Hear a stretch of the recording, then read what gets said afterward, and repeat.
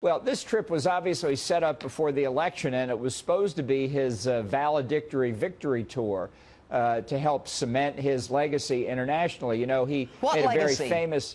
Well, I would be hard-pressed to describe it, but it's obviously not turned out the way that he planned it because those persnickety American people didn't elect Hillary Clinton. What it has emphasized, and he took it personally, right? He said he was. Well, he set it up to take it personally, saying, I need her to be my third term. So I think what it underlines is just for Americans as well, he has 2 months left in office, 2 months, and then he's gone. All right. Quickly, are you worried in those 2 months, Ambassador, that through the UN he is capable of doing some damage to the American people, Israel, as well as some of our allies?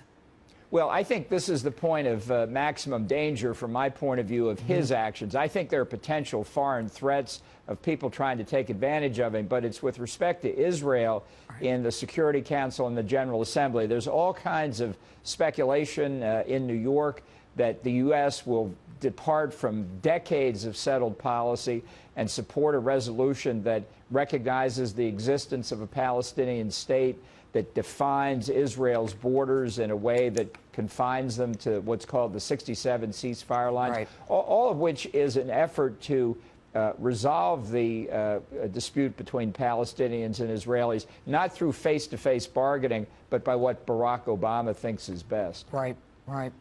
Scary stuff. We're going to have you on again. I want to talk about these next couple of months. All right, so Jeff Sessions, okay, probable AG candidate, a lot of mud going along. It's like every day they throw mud at the next person and see what sticks.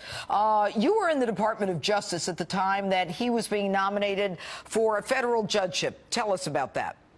Well, I was in charge of legislative affairs, and I must say it was the most outrageous series of attacks on anybody I had ever seen. I thought he was treated very unfairly.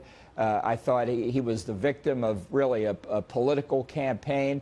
And in many respects, what happened to Jeff in that judicial nomination was the forecast of what was to come for William Rehnquist for the Supreme Court, for Bob Bork for the Supreme Court later. It all really began back there. So it was a fine irony that he was elected to the Senate later and now serves on the Judiciary Committee. I think he'll be confirmed. I think they may try and replay the 1986 battle. But I think times have changed, and I think viewed on what he's done since that fight in '86, he should be confirmed. Why do you say it was a training ground? What do you mean by that? Well, what had happened in the confirmation process and what Jeff was the first victim of was that instead of looking at the person's record and competence, it was like a political campaign. And a nominee is very hard-pressed to defend when you have outside interest groups digging things out of the record, trying to present them without context.